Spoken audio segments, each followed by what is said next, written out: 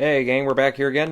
Time to do a little bit of an Oscar update. It's been a bit. I've had a few things going on with illness and stuff. I've gotten over that pretty good, I think. One thing I should say, and it might be going forward here. We'll see. But I'm trying to do these the Smile Direct Club Invisaligner things. I don't have them right now because they've been kind of bugging me and stuff, and so they're kind of getting them looked at the company and stuff. So that might affect my voice. I mean, they'll probably be fixed by the time the Oscars come around here in less than 2 weeks, which sounds crazy, but yeah, it's coming up that quick.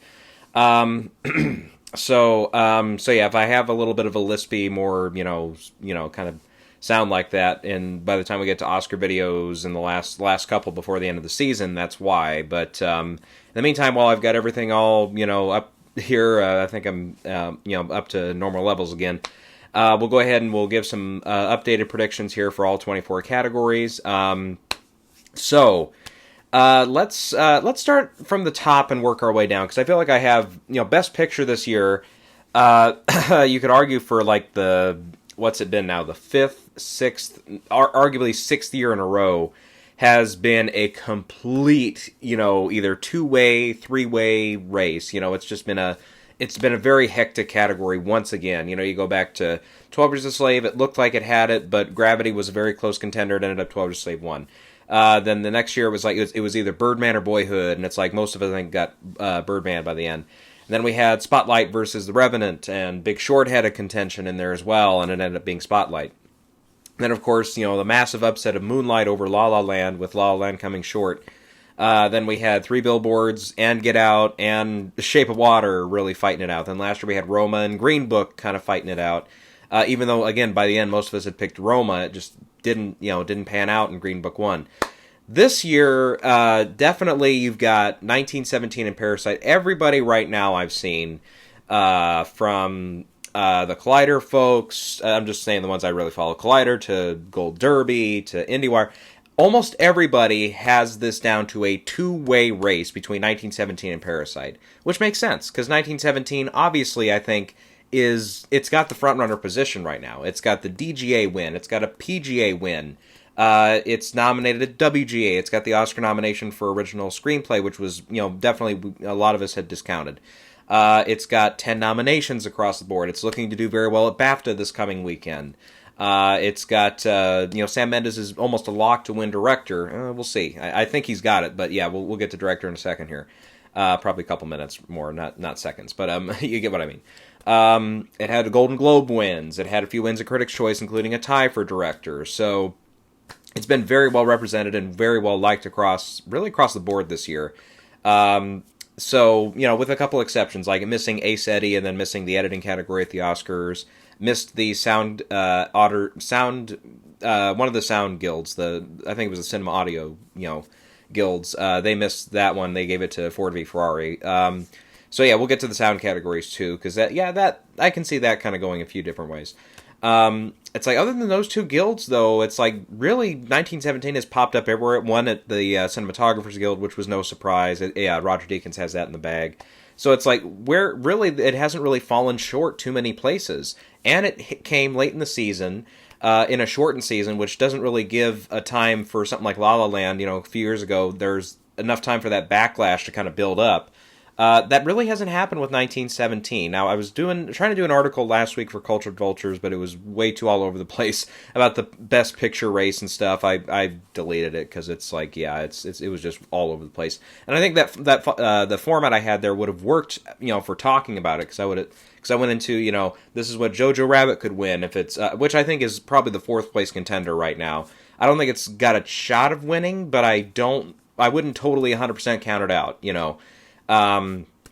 No, then you got, Parasite, 1917, Once Upon a Time Hollywood. I think those are the four, so I kind of made an argument for each one, which one they would win, and which ones, are really important for them to win, and which ones, missing hurts them, and so on and so forth. So, so that's, I didn't want to repeat that 100%, so... And since then, we've had DGA come out, we've had the Cinema Audio Guild, we've had the Cinematographers Guild, we've had Annie Awards come out, which are important because that animated feature category, for the first time in a long time, it seems, it's been about probably 5 years, all of a sudden we have a race in that category that's not just, oh, check this off, check this off, check this off, like, so many years. Again, we'll talk about all these later. So at the same time, though, something doesn't feel right to me about this. I might be totally wrong about this, but something doesn't feel right with 1917. And I saw the movie, I guess late, because I didn't see it early. I didn't see it before the Golden Globe win. I didn't see it before, obviously when it, first screened in like October, November. I wasn't one of the people that saw it right at Christmas when it opened. I saw it like Saturday of its opening, wide opening weekend. And it felt like I was seeing it late, because I was like 2 days before the nominations came out. And I have to say, maybe, and as I always say, I keep my expectations at the door, but it's like, I don't know, it's like, I liked it a lot, and I definitely think that it's a very, as far as craft and as far as directorial achievement and stuff, it's definitely up there as one of the best achievements of the year and all that. But, I mean, there's just so much stuff in it that just kind of makes me think, kind of makes me slow down a little bit from putting it in that number one spot right now. It's like, because I think overall it's a very simplistic story, which doesn't hurt, it's not the end of the world. But I think the Oscar voters lately have kind of liked more of those complex stories, like the how does the fish man and the woman, how does that relationship grow, and also the stuff with Michael Shannon and stuff in Shape of Water. Green Book, it's like, there's all the stuff with race, but then there's, and it is, I guess more or less a simple road trip movie. But on top of that, it's, it's all that stuff with their characters and what's happening at home. And then Moonlight, which is, got all, the three act structure there, how that kind of goes and stuff. So it's like they kind of like those more complex movies as of late, which, definitely puts it more in the advantage of something like Parasite or, arguably Jojo Rabbit. Once Upon a Time in Hollywood, I think more also fits into that as well. But 1917 is very, go here kind of, storyline, which, for better or worse. And I think the movie takes advantage of that and really exploits it and does it pretty well. But again, it's like, and even though, directorially, yes, this is definitely, Mendes should be nominated, and I would say, just my personal choice, maybe I would go more just Bong Joon-ho because I love Parasite so much. But, I definitely think he makes the 5 at the very worst for that director race. Because, that is a hell of an achievement with the one-shot style and all that. But anyways, it's like, I just kept thinking about it, and it's like, I just don't really, have it at number 1, and I don't really see it doing that for some reason. Again, I'm not sure if I've 100% put my finger on it yet. I don't know, if I watch it again, maybe there'll be something that jumps out to me that does so, but, again, another thing too, though, I think people are being very, very foolish right now if they only have those two. It's only these two can win. And here's the reason why. These are both very, films that have a lot of passion behind them, especially Parasite. And I'm definitely somebody who's passionate about the film too. And I would be overjoyed if it won Best Picture. I don't think so, because I don't want to fall into that same trap I did last year with Roma, where it won the international film category, or the equivalent last year was foreign language film, whatever, semantics here. But that was the equivalent for Roma for Best Picture, even though it won director, even though it won for its cinematography and its just those other two. Even though it was up for Best Picture, even though it had a couple of acting nominations and a screenplay nomination. So despite that, the big win in the eyes of the voters was international film. So that hurt it in Best Picture. I don't know. I don't see anybody, trying to dodge that argument for Parasite this year, with the exception of, but this is a film that was more loved than Roma. And, I think for the Oscar voters, that's not a sound argument. That's something they're going to say, well, I already gave Parasite this here, so I don't know why I would give it again here. Again, except for the very, very passionate voters in the Academy. And I think there are definitely some. But I would say, if you put all the Academy voters in a room versus, so many people who have seen the movie outside of it, the very, very passionate people are going to outnumber them over here versus over here in the Academy, I think. Because I definitely think if the passion there was there for Parasite, we would have seen it getting into acting nominations. We would have seen it getting into a sound category or something crazy like that. We would have seen it get the 7, 8, 9, even possibly 10 nominations. Now, again, that's easier said than done, because, I would point to Song Kang-ho and one of the gals in the acting races for a couple of those races, which gets it to 8. Cinematography would probably be an easier fit for 9, on top of the ones it already has. Let me think here. Yeah, again, a sound category or 2 would have been 10, 11. if it gets everything else. So I think if all the as much passion as we sense was there, I think that would have been more nominations overall. Even though yes, it is a tougher year for a lot of those categories, like especially cinematography and the acting categories as well. Yeah, I get that, but it's like I think if that passion that some people are totally hooked on believing is there, and they think it will go all the way for Best Picture. I don't know. Then again, the SAG win was huge for Parasite, though. Being an unknown cast in a category and especially an award show that historically has not even, not come close to awarding a lot of foreign language performances, for that to win off of its only nomination at SAG definitely shows that, yeah, it's not a film that's going to go home empty-handed at the Oscars. Definitely not. And I would argue even outside of the foreign language category or international film category, I don't think Parasite goes home empty-handed. I have it winning the editing category. I could be wrong because I'm, the Ace Eddie Award. I could be totally following that train down the wrong track, but we'll see. Again, we'll talk about that category later. But, so 1917 at the same time, though, even though I don't think there's a ton of detractors on the movie, and there's definitely few detractors on Parasite, here's a scenario that I just kind of thought of in the last few hours that I can't get out of my head now. And I think it's, it could be a case that happens, but, we haven't really totally seen it play out at the Oscars yet, I don't think. And here's the thing. It's how well do these voters truly understand the preferential ballot? How well do they know the ins and outs of how this works? Because remember, the number one votes, are important, obviously, to have. But it's those number 2, number 3, number 4 votes that can overcome it. So we see, just to make an example here, 2016, let's say that year, let's say something like Fences had the least number of number one votes that year, and that had, so all those number one votes for Fences, they scratch that out. Number 2, they circle, and that becomes their number one vote. Those, ballots go over to whatever piles become the number one votes. And it's like that year, maybe something like Fences benefited Moonlight. Maybe they had Moonlight 2, 3, or 4, and across the board there.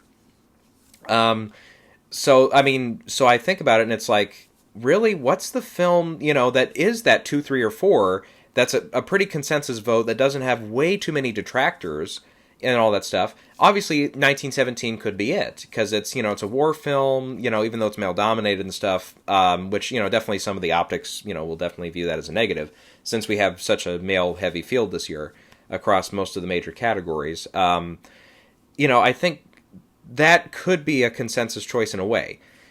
But here's something that I see possibly panning out, and that is, we have all the people that love Parasite. They put it number 1 and all that stuff. Where are they going to put 1917? It's like, I think some people that understand the ballot, that understands, oh, by the way, if this does come down to so many ballots being redistributed because the number 1 votes are taken off, like the Joker number 1 votes, or the Jojo Rabbit number 1 votes, or the Ford v Ferrari number 1 votes, so on. Since there's a possibility this year that so many of those ballots could be eliminated, I don't know if that's necessarily going to be the case, but that you could argue that's going to be could be a case this year.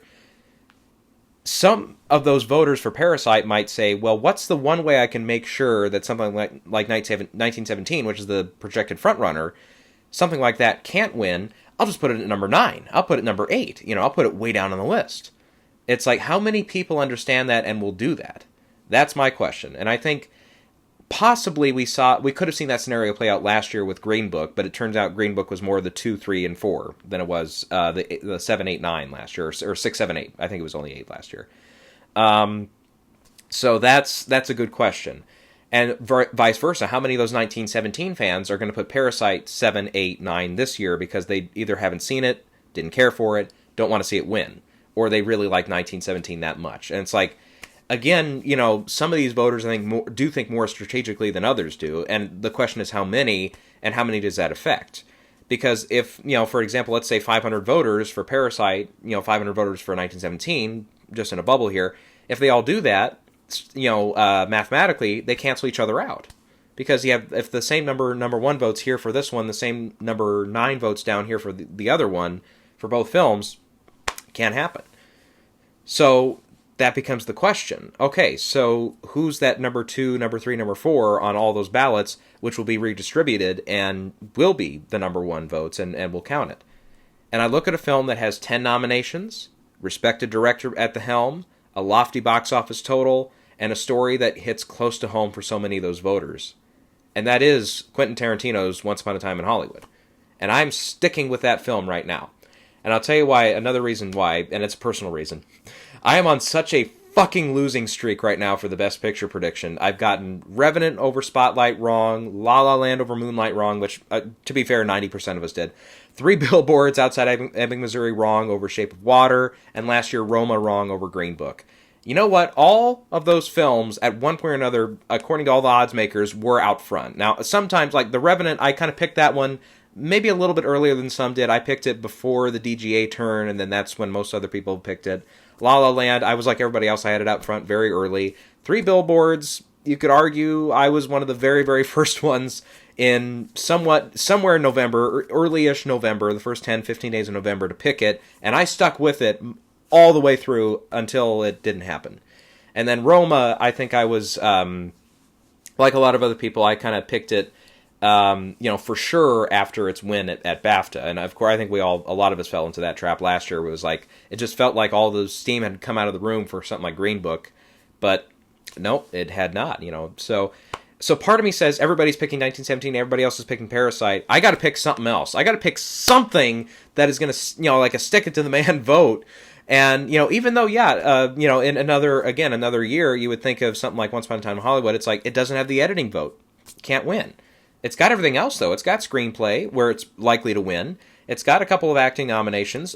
Again, one of those is very likely to win with Brad Pitt, I would say 99%. It's got, a few tech categories, including the sound categories, cinematography. It's got a production design, very likely win. Again, a little bit of contention there, but I think it's probably Hollywood there. So really, other than that editing category, it didn't really slip up anywhere. So yeah, that's my vote right now. I'm picking that over 1917. I'm picking that over Parasite. Again, I think there's a chance that, even though preferential ballot is not based on, the potential split voting as much, that wacky system, I think, could really hurt both 1917 and it could hurt Parasite if so many of those very, very passionate fans know how the preferential ballot works, know how they can really hurt the film that is projected to win or the film they don't want to win, so on and so forth. It's like, I think they know how to do that. So again, how many of them, we'll wait to see. I think we wake up that next Monday morning and we, with a winner like Once Upon a Time in Hollywood or something like Jojo Rabbit, which kind of feels like a little bit of a possibility here. Again, even though it's got the editing category and it's got the screenplay, it's got obviously picture, it's got a few tech categories otherwise, including it got a good win at the Costume Designers Guild, which shows even though it didn't win any SAGs, it didn't win DGA, obviously, it's still getting some respect and votes among the guilds there, including another one I looked up there at the Cinema Audio Guilds, I think for one of the music categories, which I think I picked Joker there, and yeah, somehow Joker didn't win that one. It was one of those like music categories or something at CAS. But anyways, so JoJo ain't going too far here, and I think there's a very good chance JoJo goes 0 for 6. I don't have it currently winning anything, but a screenplay picture win. We saw it just happen a few years ago with Spotlight, so I would be very wary there. Another thing too that I'm wary of, and obviously we saw it happen a couple of years ago with Shape of Water. But we've seen such a connect lately between screenplay and picture, for us to be, most of us be predicting a non-Best Picture winner in adapted screenplay and a non-Best Picture winner in original screenplay. That's risky because even though, and I think it paid off for most, I didn't get outright for that year for the screenplay prize, but, most other people did. So that worked out for Shape of Water. But, last year, Green Book won picture and screenplay and supporting actor. And then Moonlight did the same thing, all 3 categories. And then we saw, Spotlight, picture and screenplay. Birdman, picture, screenplay, director, and cinematography. 12 Years a Slave won screenplay and picture. Argo won screenplay and picture. The Artist is probably the last one that didn't, before Shape of Water. But, even then, I think if Parasite was going to be ahead for Best Picture, too, I would be much more likely to say, hey, watch out for that one for screenplay. But it just seems like not too many people are picking that one. And I think 1917, I think, no, that's for screenplay, no. I think the only thing, WGA is this weekend. 1917 is nominated there. Hollywood is not. If something great, like the ultimate sign that 1917 has this in the bag would be if it wins at WGA, which I don't think will happen. They've got Marriage Story there. They've got Parasite. They've got, who's the other nominees? Anyways, they've got more than enough picks there. Even though, they did go with a non-Oscar nominee last year with Eighth Grade in that category, which means they're not afraid to shy away from the potential Best Picture winner, like Green Book last year. That doesn't mean that that it's over for Hollywood in the screenplay category at the Oscars, obviously. So so that's but that would be something where I'd be okay. That at that point I have to admit defeat if 1917 wins at WGA. But as we said, BAFTA is also coming up this weekend. 1917 very likely will win for director, best British film, possibly film as well. I think it does win film there. I'll go for it.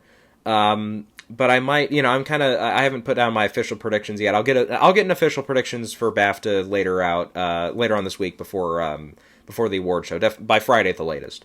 But yeah, so I'm still kind of wafting on that film category. If they want to go 1917, or if they'd rather go something else, since they're very likely to give 1917 Best British Film. That like last year, it kind of cleared up something like Roma to win film over The Favorite, which had so many wins, including British film.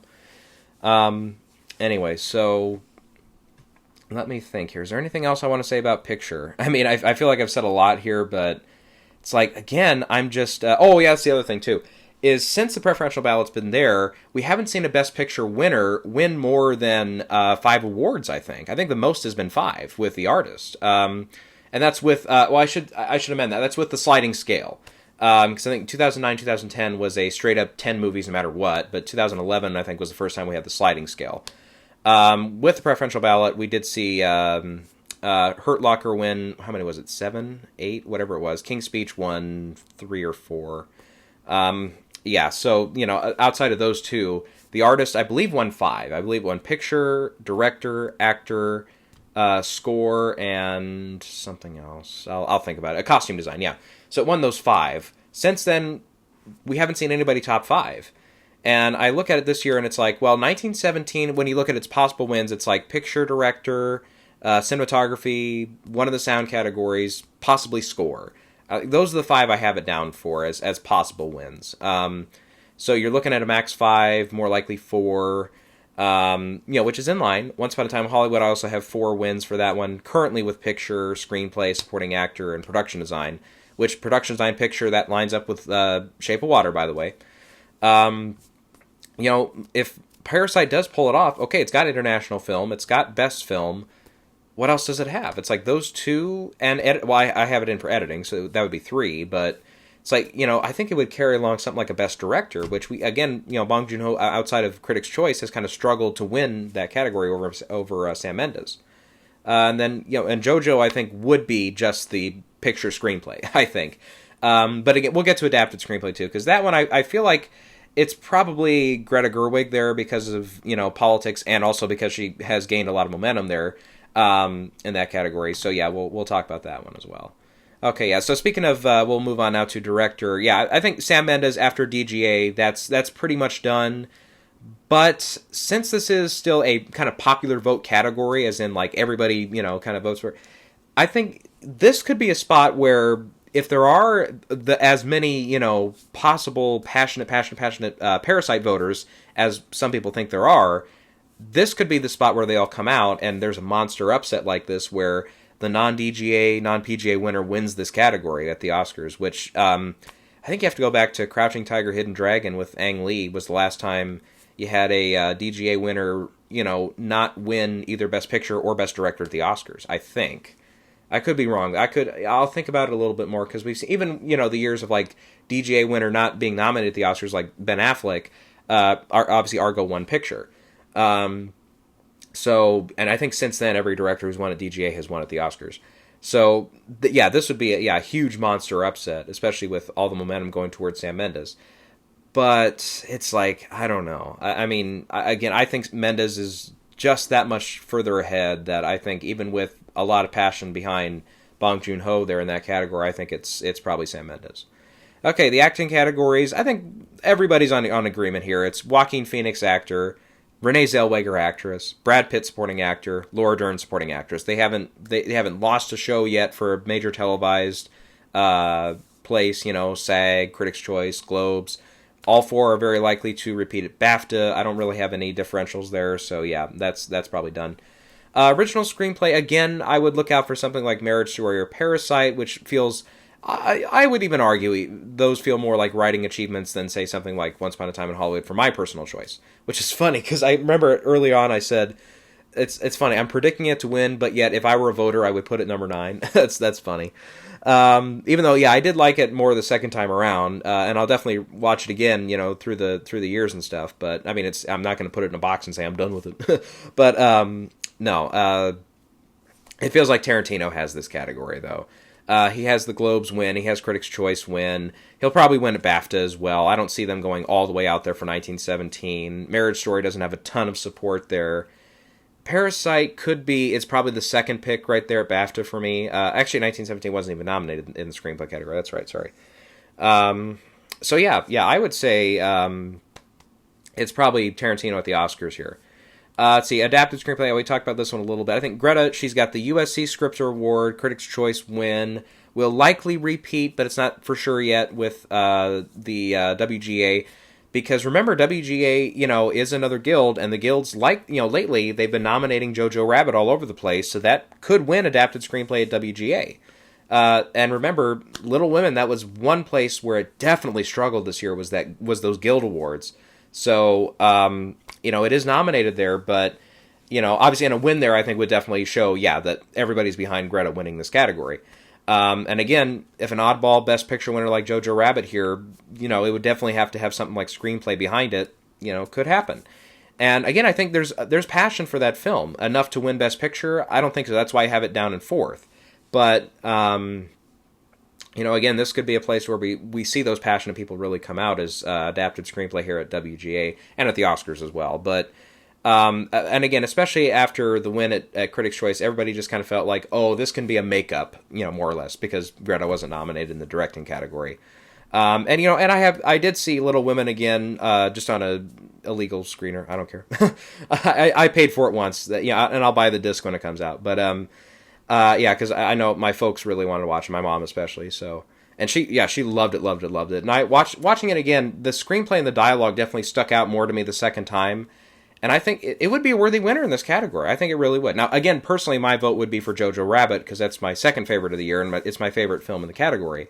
But I wouldn't honestly be shaking sticks at either one, because they're both really good scripts here. We talked about animated feature for the first time since the Big Hero 6, How to Train Your Dragon year, the second How to Train Your Dragon. Since that year, it's been a check mark in this category. It's Inside Out, Zootopia, Coco, Spider-Man last year, Spider-Verse. But now we've actually got, I would say, it's probably down to a 3-way race, I would say.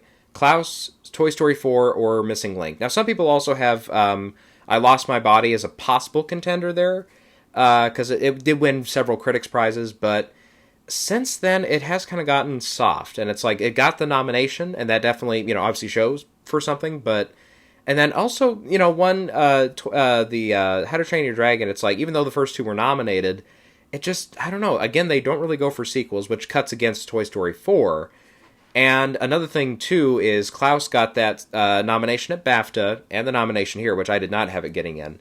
Missing Link has that Golden Globe win, Toy Story 4 won at the Critics' Choice, I should say. We'll see what happens at BAFTA here on Sunday, which I have a feeling they might go Klaus at BAFTA. Possibly. I mean, they could go Toy Story 4. But I think it's these 3 who are nominated at BAFTA, if I'm not mistaken. I'll look that up again here. I forget who's all nominated this year. Because they don't have a straight 5 in that category for some reason. Let's see here. Yeah, I forget. Where's it at? Animated film. Yeah, okay, it's 4, yeah. It's Frozen 2, Klaus, Shaun Sheep, the movie, Farmageddon, and Toy Story 4. Yeah, that's right. So, so even Missing Link is not even nominated here. Which years and years ago, I think a lot of people picked the BAFTA winner always to win because they almost always got it right. So between that Klaus and Toy Story 4, it's like that's a good race for BAFTA there, unless they do go something more like Shaun the Sheep, which is a little more of their crowd. They love all those Wallace and Gromit, Aardman animation stuff. So that could be an upset winner there on Sunday too. But and yeah, Frozen 2, I don't think so, not for BAFTA. But it's like I don't know. And then the big key for me right now is the Annie Awards. Just gave it to Klaus over Toy Story 4, over Missing Link, over Frozen 2, which I believe was nominated there in Annie Awards. So right now, and that's going right into Oscar voting beginning, I think Klaus carries the momentum. It's a Netflix film. I think a lot of people have caught up to it. I personally haven't seen it yet, but a lot of people, I think, are getting behind that film. I'm going to join the crowd there for now. We'll see how BAFTA goes. If BAFTA does go Toy Story 4, which could happen, but I would think they would pick something more like Klaus in front of that. We'll see, but and especially that Annie Award, that really, that was a big sign that I think Toy Story 4, and this is me personally too. The first time I saw it, I loved it, and I thought, other than a couple things, I thought it was one of the better ones of the whole series.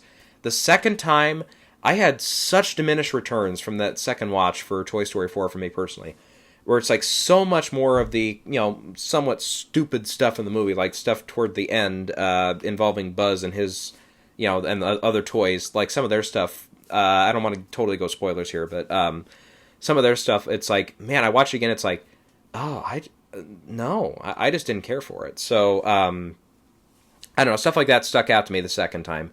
So I think if that kind of, not that always happens, of course, but if that kind of sentiment goes across the whole Academy, I think Klaus has it, definitely. And especially, again, since if they feel Pixar has been there, done that, then if they want to go somewhere else, this is a way to do that. All right, I'll move into the international film category, Parasite. Yeah, take it to the bank. This one's, you got it. Let's see, doc feature. I've got American Factory out front. I think there's a lot of passionate votes in this category, though. Honeyland also is nominated in the foreign language category. For Sama and The Cave are a couple other films that people really like in this category. But again, like the possible argument for Best Picture, the pseudo-argument for Best Picture, I think we're seeing a lot of cannibalization here with those passionate votes. So that leads something like American Factory to kind of be the one, especially for the voters who traditionally don't see every film in this category. I would be one of them, I'll be honest. If they just kind of put down, everybody says this one, so I'll vote this one. If enough people, I think, do that with the passionate people who have seen all the films, like Honeyland, For Sama, The Cave, and stuff, I think those will cancel each other out, and the people that are either blind voting or the ones who actually like American Factory, the most of them, and put it as their number one here, and obviously it's just a across the board kind of popular vote here again. I think American Factory does win here. Okay, cinematography, Roger Deakins, 1917, done. Film editing, I mentioned, this is, I have Parasite here. It's the Ace Eddie winner over Ford v. Ferrari and a couple other films there. Jojo Rabbit was the comedy winner, but I don't see that going all the way for film editing at the Oscars. But that, again, traditionally would have been another big win for JoJo. If it did win, it'd be editing, screenplay, picture, which is what Argo had several years ago. So it's not unprecedented. So keep that in mind too. But again, I just don't think so. Unless something crazy like JoJo wins editing at BAFTA or something like that, then I would be like, okay, maybe it can happen. But again, I feel more that, and Parasite is not nominated for editing at BAFTA, so we know it can't win there. But yeah, this is one where I can see Parasite kind of being an upset winner here. But again, early on I was saying Ford v. Ferrari. It could easily win this category, though. So I might be totally overthinking it, but I do have an upset win here for Parasite. Let's see, original song. I feel like this is a more two-way race. Some people think Into the Unknown still has a shot here, but it's 2 times that the Lopez couple has won here. It feels too much like going back to the well and it coming up dry again here. So now the arguments here are obviously the other two being I'm Gonna Love Me Again from Rocket Man and Stand Up from Harriet. Now here's the thing, it's how much have they, because, definitely these, you could argue both films, but definitely for Rocket Man, That was one that I felt would have been a more nominated film on Oscar morning, but it wasn't. And this is the only place it showed up. So I think those people that really do like the movie, I think this is a place for them to definitely vote for it and definitely say, yeah, let's make sure it gets something. Even if it's only the only category it's in, let's make sure it gets something. And I think that could happen. It also had the win at a tie at Critics' Choice and also won at the Globes. So it's definitely got those advantages going for it. But then again, Stand Up, it's empowering song. It's from Cynthia Erivo, who's nominated in the acting category. So if they really want to personally award her, this is the place to do it. But again, and especially for those who've seen the film too, Rocket Man, it's more or less the story of Elton John and Bernie Taupin. I forget how he pronounces it in the movie. I think it's Taupin. It's their relationship and their story as it grows, through the movie and how it remains to this day and stuff. To see both of them on an Oscar stage again, especially those who like the movie, that's definitely, I think, something that could push it over the edge. So I do have Rocket Man winning this one. But again, I wouldn't be shocked to see Stand Up win. All right, for original score, as much as I am personally rooting for Thomas Newman in this category, I think he's going to go 0 for 15. I do. I think Joker wins this. Hildur is just undeniable right now. And especially now, BAFTA could go either way, and it could go for Thomas Newman. They have awarded him two or three times in the past. I think we looked it up last time. So, obviously this would be a first time for Hildur across the board here. I think she's got it. Joker is one of the most nominated films, the most nominated film, I should say, at the Oscars. So that and actor, I think, are probably the two that Joker has right now. Yeah, and again, I'll just see, the BAFTA thing. I don't know if I wouldn't follow that over the cliff, I don't think. No. I'll stick Hildur. Okay, costume design. Yeah, this one is kind of a tougher one here. Oh, shit, I forgot. I did pick, sorry, I changed one thing here. Hollywood I have getting 5 wins. Yeah, I do have it winning here, that's right. I switched last minute here. I totally forgot this. I'm sorry. Because I originally did have Little Women winning here, which is definitely the more traditional. It's a costume piece, period piece and all that, which you could argue Once Upon a Time Hollywood and Jojo Rabbit also are. Excuse me. Jojo Rabbit, though, also did have the win at the Costume Designers Guild, right? Pretty sure it did for period. Yeah, it did. That's right, yeah. So it has that going for it. Hollywood, I think could split the vote here. That's why I picked it. Yeah, I think JoJo has a lot of passion here. We'll see where BAFTA goes too, but Little Women does have a lot of passion here, and it's again a more obvious choice. It's blind voting for those who don't really care about this category. They'll go, oh yeah, Little Women, that has a lot of poofy costumes, so I'll put that number one. We've seen that happen across many categories. And then I believe the designer is Jacqueline Duran for Little Women, who just won a few years ago for. Anna Karenina, I believe, was the one. Yeah. Whereas Hollywood, I believe that designer has won before. I'm going to triple check that here. I know the costume designer for Jojo Rabbit is a first-time nominee. I always like to try to do that when I, like the day or the couple days after the Oscars, I always kind of look at, okay, how many nominations is this for this person or for this person, especially in the tech categories. That's always fun to look at there. It's Arian Phillips, who I believe won before. Let's see, which one would it have been for? Was it W.E.? No, she didn't win. That one didn't win that year.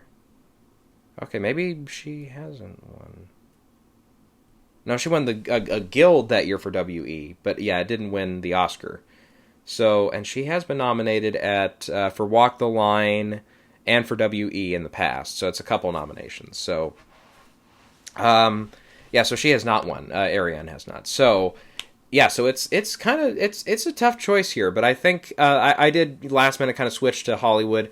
We'll see where BAFTA goes. If they go all in for something like Jojo Rabbit, then I think I might be tempted to switch to that one. It is, as I mentioned when I first saw the film, and I did put it in last minute for predictions too. The costumes almost feel like their own character, kind of add to the characters so much, especially the Scarlett Johansson and the later on, I'm trying to give it away, but the Sam Rockwell character and stuff. It's like the costumes kind of, do become more and more in your face as the film goes on, I think. And the more you think about it and stuff. So that could win. That could win here. And I think, yeah, Little Women, again, could be just, across the board, just a simple, we could be overthinking it type win. But I'm splitting the difference right now and going Hollywood. I might switch later on, though. Yeah, I mentioned production design. Yeah, it's Once Upon a Time in Hollywood, I think, is more the traditional pick here with a win at Critics' Choice. So I think that's probably the one to do it. Makeup and hairstyling, I feel it's Bombshell here. Yeah, even though we could see a makeup and leading actor actress crossover as we've seen before, like Gary Oldman and Darkest Hour, Meryl Streep and Iron Lady, stuff like that. I don't see it necessarily happening this year for Renee Zellweger and Judy, but yeah, I think Bombshell is just too far ahead, I think, for that to happen. Okay, the sound categories. We have seen a couple years back to back now, they go on the same film. Bohemian Rhapsody won both. Dunkirk won both. Before that, you can go back to La La Land, or not, Arrival and Hacksaw Ridge split. Mad Max Fury Road won both. 2014. Whiplash split it with... Fuck me, I can't remember. With something else. It wasn't Birdman. Birdman was up for both, but it lost both. It was Whiplash, and it was... American Sniper, yeah. Yeah, so, and Gravity won both, so, yeah, it's, so it's kind of on that kind of trail there. So I feel like right now a split will happen this year, and I think Ford v Ferrari is much more likely in the sound mixing category than it is the sound editing category, because again, even though Hacksaw Ridge won the mixing over the editing, which I think we all had it backwards that year, but at one point I had Arrival winning there, and then I switched it, and then Arrival won, and I felt bad that year for doing that. Excuse me, but yeah, the war film, I think, is a more traditional safe pick, like American Sniper would show, for that sound editing category. That's where I have 1917 winning, and then I have Ford v Ferrari winning the sound mixing. Again, they both won big. The Sound Editors Guild gave it to Ford v Ferrari for the Foley, which is their equivalent of, the top award. Cinema Audio went with Ford v Ferrari, so they lined up. But 1917 was not nominated at the Sound Editors, or Sound Mixers Guild, excuse me. But it did. 1917 did have a win at the Sound Editing Guild, so that showed for something at least. But again, I think we go to a year where it's like, I think people are a little more mindful this year than just straight across the board voting. Again, I could be dead wrong about that, and there has been some internal arguments within the Academy about about combining these and just making one best sound category as they had for many years. Which could happen, because I think, again, most people just don't really know the difference. I always like to think of it as editing is more the sound effects, all that stuff, the sound of the ricochets and all that stuff. Sound mixing is like everything put together, the music and the overall sound and the actors' dialogue and all that stuff. I always think of it more that way. So, yeah, and especially with less dialogue in Dunkirk. There was not much dialogue in Mad Max, and that one won both, so... Yep, pick your poison for that argument there. All right, let's see. For visual effects, traditionally, I would say this is 1917 and Irishman over something like Avengers Endgame, but I kind of think back to 2015, where we had 3 Best Picture nominees, The Martian, The Revenant, and Mad Max Fury Road, all cross each other out, and they went with something else, and that was Ex Machina that year. A non-Best Picture nominee. It did have another nomination for Screenplay. So I look at it this year, and it's like, okay, so the 5 are... I need to remind myself again. It's The Irishman, it's 1917, it's Avengers Endgame, it's the Lion King, and it's Star Wars Rise of Skywalker. And I do think in this category... actually, I can double-check. Do we have the winners? Because the Visual Effects Guilds were tonight. Let's see here. Mandalorian. Yes, I picked Mandalorian in an upset win, so I got that one right. Let's see. I think I saw... If I read it right... Let's see. Do they have just a... I'm just looking at deadline here. Supporting visual effects was The Irishman. Okay, I picked that. I had 1917. Animated character... Okay, these are like photo real. Okay, these are categories I didn't... very, very specific categories. Let's see here. Yeah, I thought I had the TV category going to like overall visual effects in the screen, or for that going to Mandalorian, which actually I don't think they've announced the winners for the top categories yet. Maybe not. Okay, I'm not sure. I'm kind of getting mixed signals from this article here.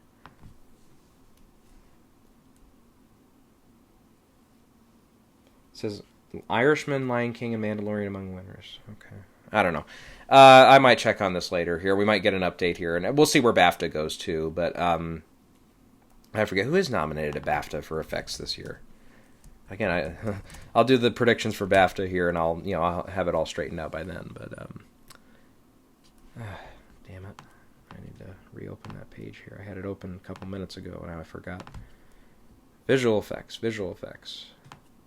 Should be down toward the bottom here. It's 1917, Avengers Endgame, Irishman, Lion King, Star Wars, which are the 5 at the Oscars. Okay. I couldn't remember. I thought they had a couple different ones, but no, they didn't. Which I think 1917, again, is going to go over very well here at BAFTA. I don't see it winning visual effects, though. Avengers Endgame, possibly. Who'd they go? Last year they went... Poltergeist? No, that's the very first winner. I'm sorry. They didn't go. Yeah, they went Black Panther, which wasn't even nominated. They got Blade Runner right. They got The Jungle Book right. They got Interstellar right. Gravity right. Life of Pi won, didn't it, at the Oscars? I'm pretty sure it did that year. They got Inception right. Avatar. Yeah, so they've gotten quite a few right here. I think Benjamin Button won that year too. That was the next year down. So where they go, I think, is going to be a little determinant here. Now, they could go, obviously, the visual effects heavy categories, or the films, I should say. Lion King, Avengers Endgame are definitely kind of duking it out there. And then, more traditionally, as we saw last year, it's that more Best Picture-y nominee, or the one that's actually up for Best Picture, that wins this category. You could argue 2017, that was Blade Runner. 2016, the one that felt the most like a Best Picture nominee was Jungle Book. The one that felt the most like a Best Picture nominee last year that was nominated at the Oscars was First Man, and that won. So, so it's like Irishman and 1917 are both up for Best Picture. Excuse me, which again reminds me of The Martian, Mad Max Fury Road, The Revenant that year, where they all kind of crossed each other out. Is that going to happen again? Right now, I think yes. Right now, I do think, and again, last year I didn't pick it, and I was afraid I was going to get it wrong, and that was Avengers Endgame, or Avengers Infinity War last year, I should say.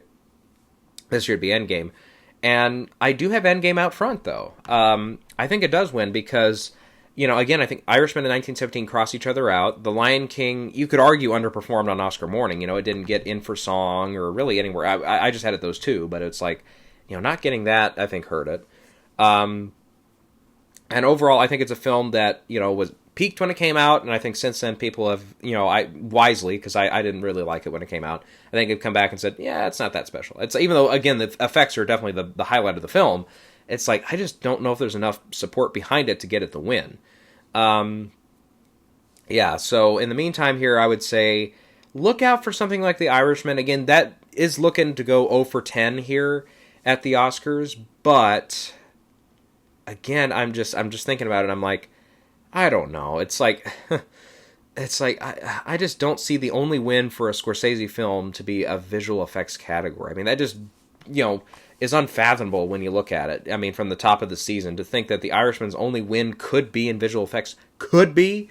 I mean, yeah, that's crazy. From the start of the season, but I'm looking, and I think 1917. I think.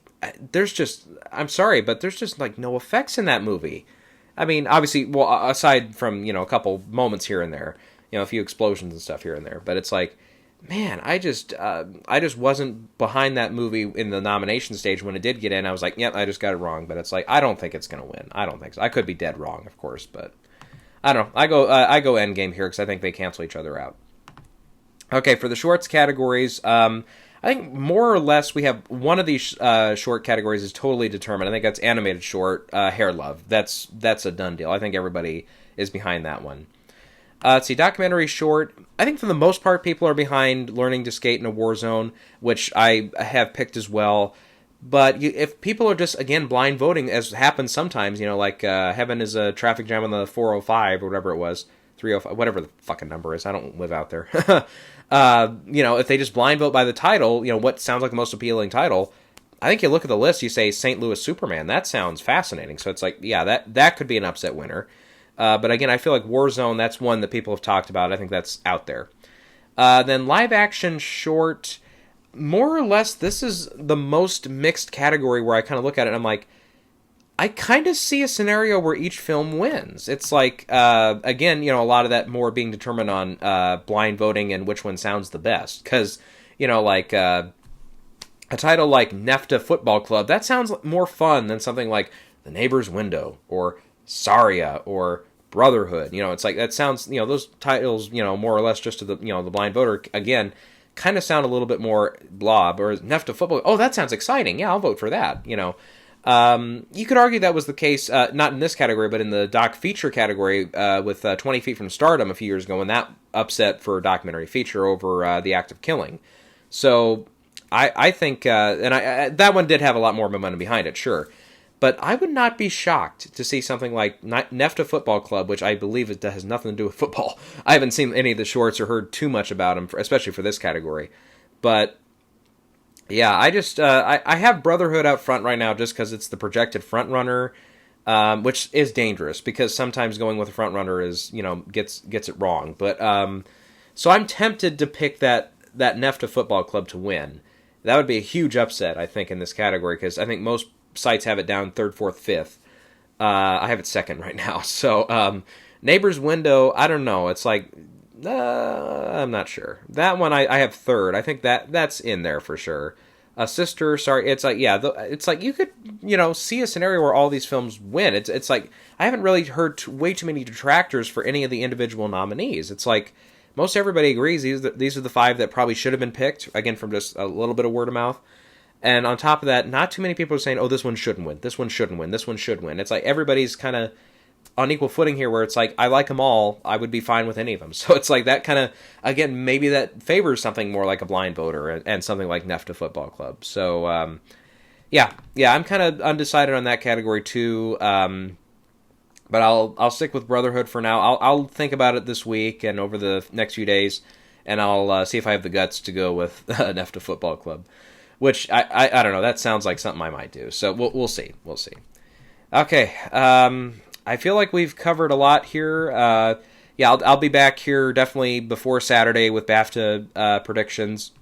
I'll do the article here for Cultured Vultures as well. I think I'll take that time to kind of think about it and make my final picks and stuff.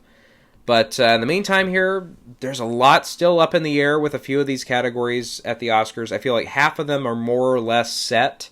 And there's, a couple of them that are, well, it's down to this or this one. And then a few other ones are like, no, it's an open race across the board here. So that's quite a few categories here when I think about it. So, it's going to be a fun Oscars like last year. It's going to be, oh, I had it. Oh, I didn't have it. Oh, I thought I knew it. If it wasn't this one, it was that one. I think we're going to have another year like that. So look out for another score in the 60 to 50% range for me. We'll see. But, in the meantime, let's see where this whole thing goes. Let's have some fun this year. We've got a little bit of time left, about a week and a half before the actual show. We'll see how much things go to pieces or how well they stick together here. So, all right, we will catch you guys later on this week with some BAFTA predictions.